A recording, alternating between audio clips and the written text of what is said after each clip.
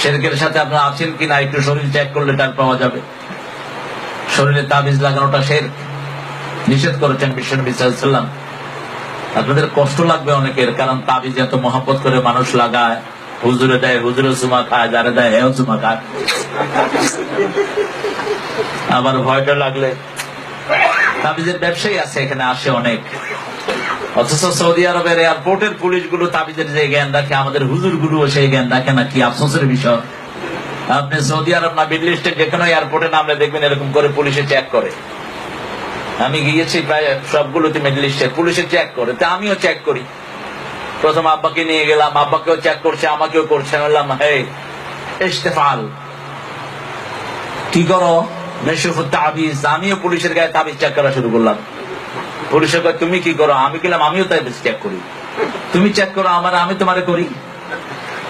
পেটে হাত দিলাম। কয় পেটে হাত দেন কেন? কইলাম বাংলাদেশের পেটেও তাবিজ বাঁধে। বললো ইউজাদুল মাকানিল জাদীদ, নতুন জায়গা পাইলাম। তাবিজ রাসূল সাল্লাল্লাহু আলাইহি ওয়াসাল্লাম এতটা ঘৃণা করতেন। 10 জন সাহাবী এসেছেন, ইবনে হাব্বানের বর্ণনা, আলা সনদিন সহিহ, আল্লামা সৈয়দী রাহমাতুল্লাহ আলাইহি সহ অনেকেই এটাকে সহিহ বলে আখ্যায়িত করেছেন। 10 জন সাহাবী বিশ্বনবীর সাথে দেখা করেছেন। একজনের হাতে তাবিজ ছিল, ওনার সালামও নেন নেই, কথাও বলেন নেই। যে এলাকায় যেতেন আগে ঘোষণা করতেন ওই এলাকার গরুর গলা থেকে তাবিজ গুলো খুলে ফেলো, ওই এলাকার মানুষের গলা থেকে তাবিজ খুলে ফেলো। যে বাড়িতে তাবিজ টাঙানো থাকতো, এরকম বাড়ি আছে না নাই? হুজুরে টাঙায় দিছে,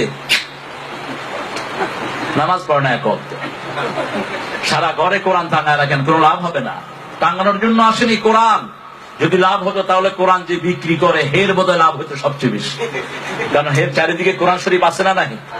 আচ্ছা, এগুলো পড়ার জন্য। আপনি পড়লে, এক অক্ষর পড়লে কত নেকি, কত নেকি।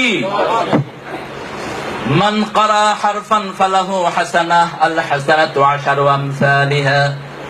বিশ্বনবী সাল্লাল্লাহু আলাইহি ওয়াসাল্লাম বলছেন, কেউ যদি একটা অক্ষর পড়ে 10টা নেকি আল্লাহ তাকে দান করবেন।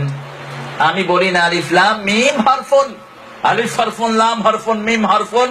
আলিফ লাম মিম কেউ পড়লো, 30টা নেকি আমলনামায় ঢুকে গেল, 30টা গুনাহ মাফ হয়ে গেল, 30টা মর্যাদা তার বেড়ে গেল।